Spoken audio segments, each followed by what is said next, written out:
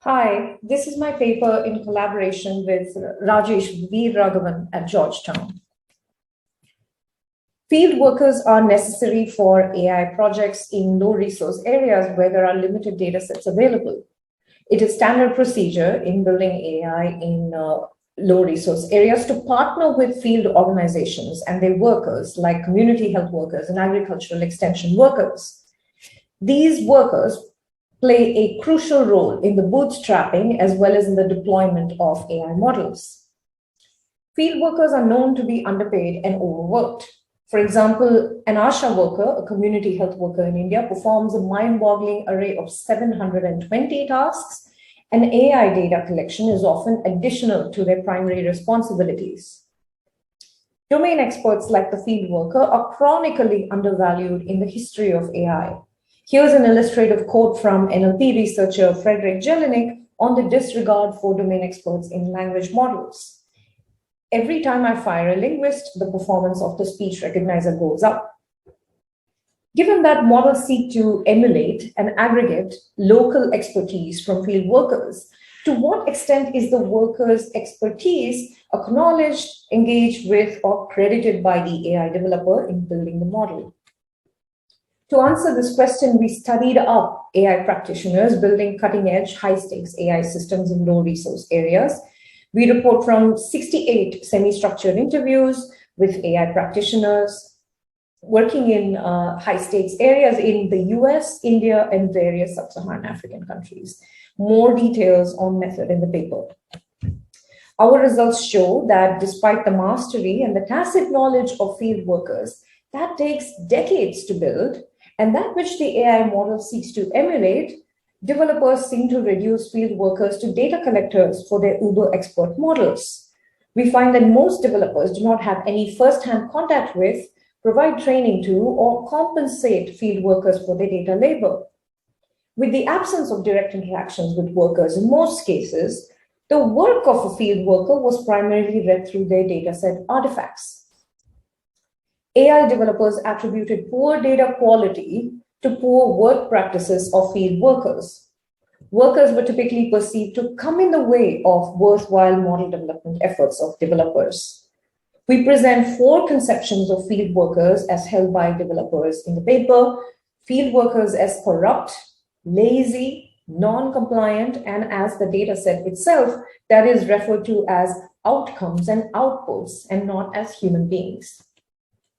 Despite the limited engagement and understanding of field workers, developers reported creating several disciplinary interventions in the form of algorithmic fixes to influence field workers to collect better quality data in the form of surveillance, gamification, cross-verification, and pre-processing. To borrow from political anthropologist James Ferguson, data collection in AI operates as an anti-politics machine, making political decisions about what constitutes expertise and creating technical solutions to technical problems through management interventions to influence better quality data. We argue that AI development in low resource areas de-skills domain experts in these contexts. Field workers should be accurately viewed as domain experts with special knowledge and mastery in their local areas. Even though the models in our study sought to emulate and improve over the expertise of workers, their expertise itself was treated as non-essential knowledge by developers. The workers' knowledge, networks, and capabilities were viewed as simply assets for dataset collection rather than necessary expertise for system building. AI developers who are experts in their technical areas but not in application domains, for example, a developer building a cancer prediction model, will inevitably leave gaps when domain experts are excluded from the model that seeks to learn their knowledge. The data quality issue that we report here is only an issue if we think of domain experts in these limited ways. But if we were to reimagine domain expertise as an essential partnership throughout the ML pipeline, we can see new possibilities for collecting, modeling, and scaling knowledge. Domain experts can contribute to critical questions like, what exactly are we modeling? What assumptions are appropriate? What features should be included in the model? What are we trying to predict? How will we know? All of this can impact model behavior. We call for viewing domain experts as full-range experts in their communities. We call for finding participatory ways to partner with domain experts in the ML lifecycle, from problem formulation to measuring impacts of the systems. We need better recognition and attribution of domain expert contributions. We discuss all this and more, and the practical details on how in the paper. How expertise is defined, who is considered an expert, how expertise fed into models is acknowledged and credited are all important questions to answer.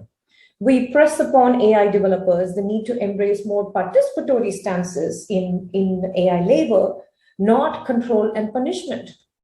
Instead of motivating an overworked health worker to do more work for AI data collection, one might ask how to help them achieve their goals better, how to prioritize their numerous visits, better capture of their in-situ knowledge, allocate limited medical resources better, and build visibility into their contributions. Indeed, this is one way to realize the shared goal of human development of both the domain expert and the AI developer in low resource areas. Behavioral tricks for improving data collection like gamification and surveillance will only cause long-term damage and resentment among workers.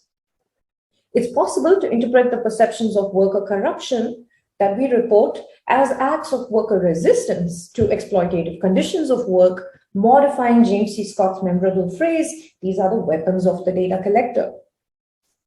Unregulated surplus labor poses new questions on who are the contributors to AI. How should attribution, transparency, provenance, and compensation evolve to include the long chains of surplus human labor in low resource areas? Finally, economic measurements of AI, such as how a model can detect tuberculosis in 15 seconds instead of 10 days, measure the before and after effects of algorithms that are dropped into social settings.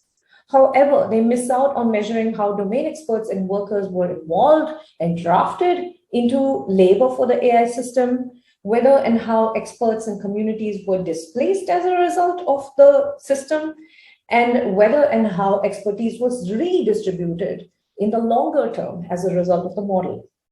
We need to expand the parameters of what gets measured and seen in AI systems and include not just the model outcomes, but also the effects on the humans who are all part of the AI enterprise.